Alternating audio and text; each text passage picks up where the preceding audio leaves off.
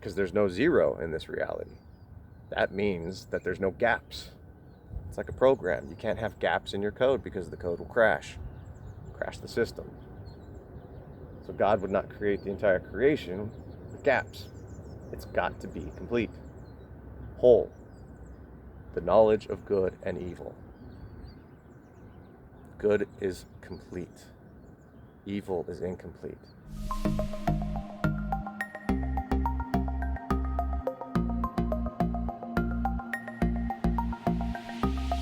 And the individual revelation that everyone has to have is that you're complete. You're not lacking anything. Adam and Eve, oh, I'm lacking clothes. You gotta think about that for a second, right? Because the first thing that they were told to do was be fruitful and multiply, right? So the second they ate from that tree and they thought they let God down, uh-oh, God's gonna take away our fun parts. It's funny. It's funny to think about. And God's like, you can't let me down. There are no rules. See, that's the problem. That's the problem that evil makes us do, because we think we're incomplete. Good is complete, evil is incomplete. And since we think we're incomplete, we think we need more rules. So we're constantly trying to make more rules, and we need more guns. We need less guns. We need more borders. We need less borders. We need more tolerance. We need less tolerance. We need to get rid of racism. We need to get rid of misogyny. We need to keep making more and more rules that never work. Meanwhile, God knows with his rules, there are no rules. You just have to accept the system. And then we come right back down to my journey.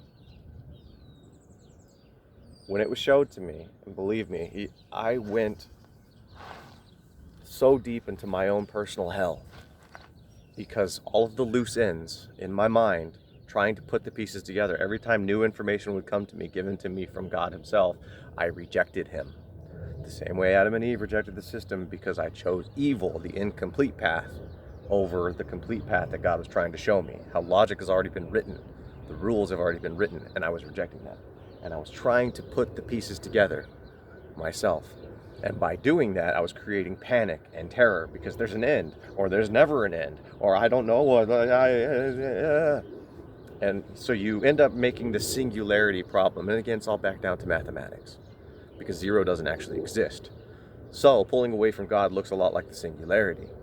1 divided by 0, and more evidence that 0 doesn't exist. 0 is not a number.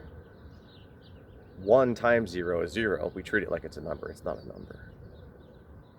1 divided by 0 is undefined. And the reason it's undefined is because if you start to fraction things, 1 divided by half, you have 2. 1, 2 times. It's broken in half. It's 2. Your whole number gets larger and your fraction gets smaller. So you break the half in half, you have quarters. 1 divided by quarter is 4. 1 divided by eighth is 8.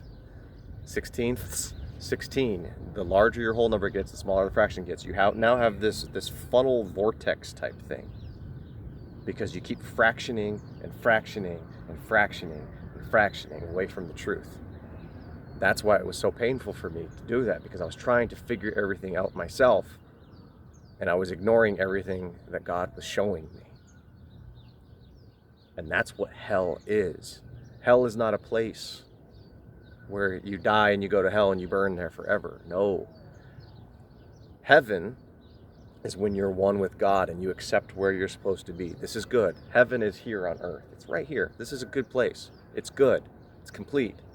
Hell is when you pull away from that. When you pull away from God. It's a vortex. It's like fractioning yourselves, and you can never get to 0, so you could do it forever, I guess. And as I was doing this, I didn't realize that you can't actually go on forever, because eventually you just circle back around exactly where you started, because you're complete. You're created in God's image, and I didn't know that. So as I was spiraling down into my infinite hell, and I started to realize, it's like, oh, well, I guess this is existence now, and I had this level of acceptance.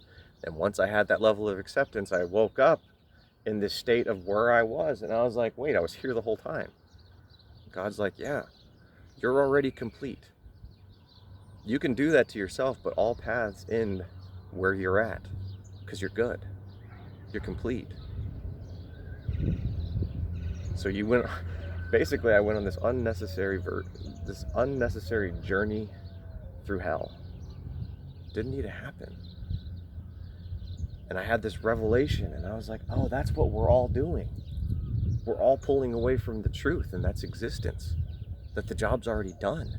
Every single time you try to fix things, every single time you try to improve the world, you're basically trying to redesign God's creation. He's like, yeah, but it's done. You don't need to do that. You're just supposed to live and be happy. But we think it makes us a slave by becoming one with God. He's like, no, man. No, you're more free than you ever are when you're with me. Because when you're trying to figure all that stuff out, you're doing it wrong. You're doing it through trial and error. So you make all these mistakes, and they're lies. That's what evil is. It's an error. It's a lie. It's an error code. It doesn't exist. You're trying to bring the stuff that doesn't exist into reality. And that's causing you pain because I already did all the work. You're trying to fix it. Doesn't need to be fixed. It can't be that simple. And he's like, it is that simple. It is. And sure enough, you look at the weight of the world, and you look at all of the people in the world, and every single pain point in the world right now, it's all based off of lies. We give all this trust to the CDC or the governments or politics. We expect everybody else to fix our problems for us. And we believe them. Here's the truth. That they could be telling us 99% good information. But if it's 1% bad information, that 1% is a lie. And that 1% becomes that vortex. It's like rat poison. Rat poison is 99% good food. 1% poison. So even if the media, all these good journalists have good intentions, 99% truth, even if it's 1% misinformation, 1% lie, 1% direction, trying to persuade you into doing something, 1% manipulation, it's errored. And God's like, I'm the only thing that's complete. So every single time you buy into these other people who are errored just like you, you're creating yourself pain because you're putting stock and faith and trust into these errored people. Meanwhile, God's saying, I'm not errored. I'm complete. I have the answers. And you think you cannot let go of it. I could not let go of the fact that if I surrender to you, God, I don't want to be your slave.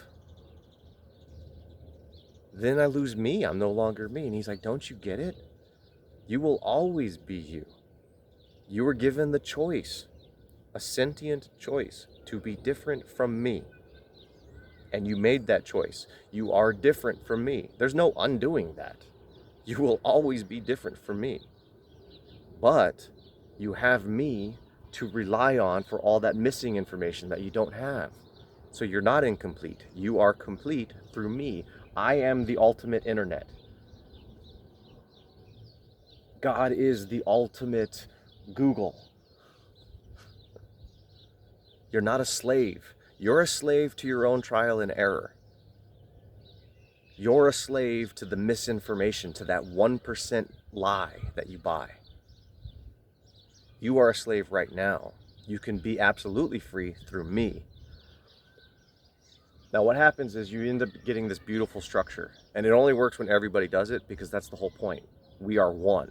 The whole structure is complete, so everybody has to buy into it. If one person pulls away, then that person's going to go and panic, like Chicken Little. The sky is falling, the sky is falling. So everybody has to do it, and that's the point that God's trying to make. It's like it's important for everyone to have this revelation and accept their place in my creation. Just accept it and enjoy it.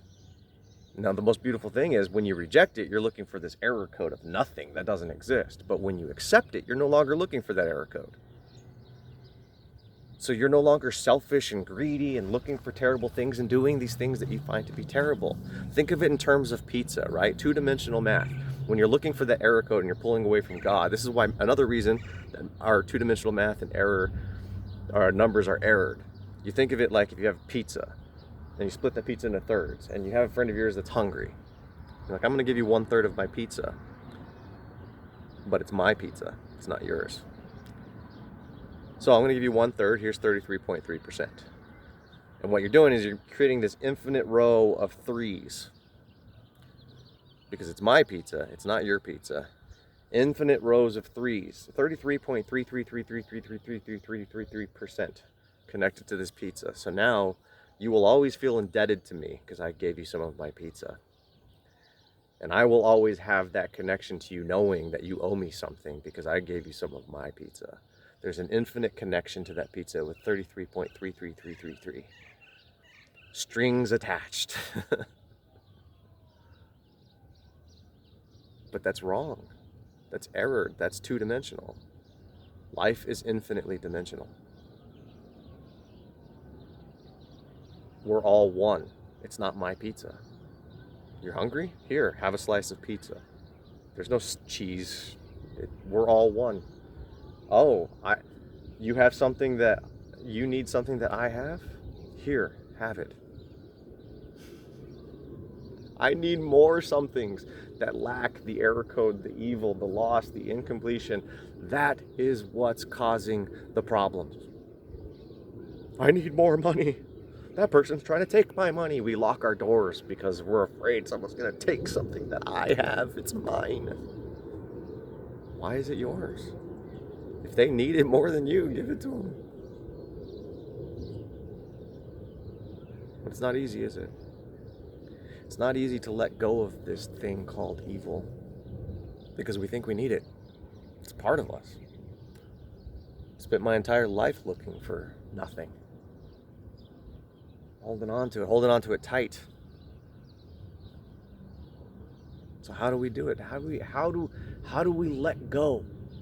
Because there is that potential where all these other people can do damage to us. And they can take from me, and I could lose my life, and I can lose my loved ones, and I can lose, and oh, am I really losing, or did I get to experience life? Wow, I'm sad over loss, over the fear of loss that hasn't even happened yet. It's controlling me.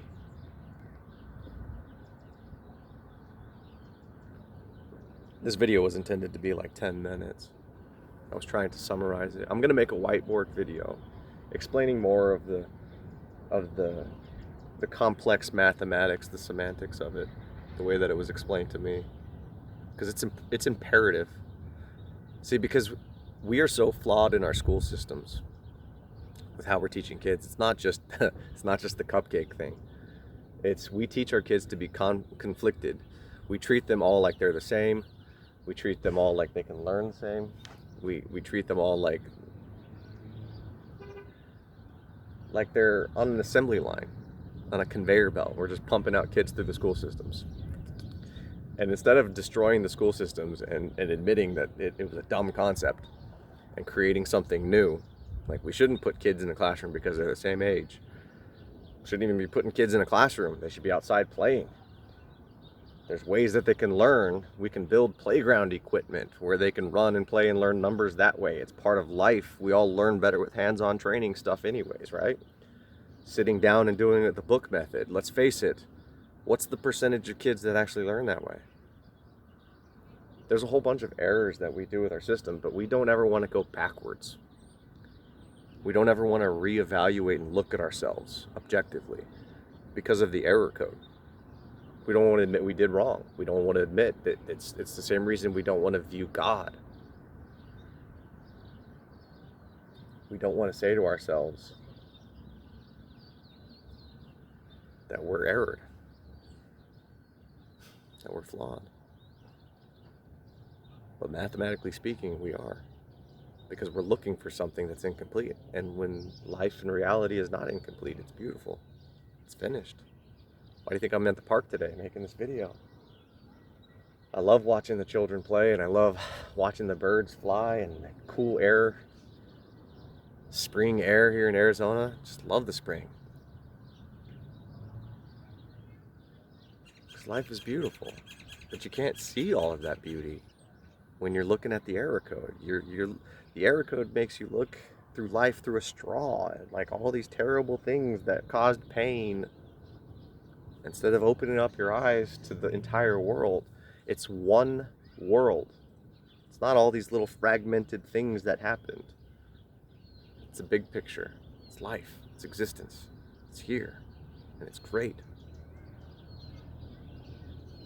The entire purpose for this video is not to convince anybody on what to think. I'm not trying to convince you that there's a God, because the God part, it's the truth, so it just becomes obvious the more you get rid of the evil thing. The only thing I'm trying to actually get people to understand is how to think, not what to think. That's the error. That's the error. Because the only way that you can feel nothing is if somebody tells you that nothing exists. So when you tell them what to think, you're creating these problems. But if you teach them how to think, that human beings don't have the answers, teachers don't have the answers, PhDs don't have the answers, you teach them the truth, that everybody's in this together, and we're all struggling to figure things out. That's the truth. Well, then you can't have a bad thought. I know it's hard to admit that we're programmed. It's hard to think about as if, because it makes us feel like we don't have any control. But you got to remember that the conclusion to this isn't about control. It's about consciousness. What is consciousness? Well, being able to observe through your own eyes. It has nothing to do with decisions. It has nothing to do with what you know. Consciousness is being able to enjoy. Self-aware, aware of others, get to live life. It's that simple. And everyone's so wrapped up in all of these rules and these rules and these rules. And it's plain as day that God created a simulation and there were no rules. By us rejecting the system and thinking that the job still needs to be done, we are rewriting the system. And the only way we know how to do that is by creating more and more rules. More and more rules, more and more rules. Well, here's the good news. You can let go of all of that. All you need to do is realize that you're not in control of anyone else. The only thing that you have control over are your own thoughts. You, the decisions that you make on a day-to-day basis. You can view the world as beautiful or you can view it as ugly. The choice is yours. That's the revelation. You need to be happy in your own existence. And it spreads. That's the good news. It spreads. Once you find happiness in your own existence, it spreads to others.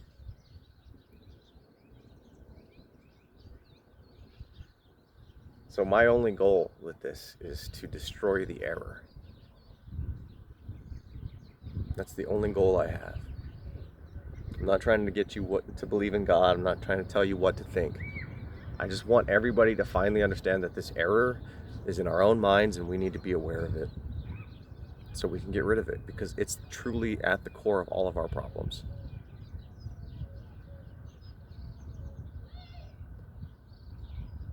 And I'm not lying when I tell you that the second I recognize my error code, I can now daily recognize whenever I'm using it, whenever I get angry with others, or I get depressed about the past, or I get anxious and afraid of the future, or I doubt myself and I think I'm not good enough. I can acknowledge the error. I'm like, that's not true. None of it's true. I'm trying to bring something that isn't real into this reality. And that's why I found my happiness. It's not tied up in money. It's not tied up in other people. It's not tied up in a big house or career or success or achievements. No, my happiness is tied up in being in the moment, because that's what it's all about. I recognize the error, and that error is pulling me out of the moment. I'm here and I'm happy. And every single time that error code kicks in with that lack, I get pulled away. I'm one with God and I get pulled away into hell. It's that simple. It's not complicated at all. Evil doesn't actually exist. We're just looking for it. How can you find something that doesn't exist? You're going to be looking for a long time. There's an old expression that if you go digging for dirt, all you get is dirty. Quit looking for evil. You'll find it. You'll find it in all kinds of weird things. You'll create it when you go looking for it. Let go of it. God's got all that under control. I can't control these world politics and these news organizations. I can't control any of that. But right here in this moment in this park, if I turn on the news, the world's on fire. But right here in this park, everything's beautiful. Right here in this moment in my life, right now when I call all my family members, life is beautiful. Turn off the TV. It's that simple. You're holding on to nothing. Let it go.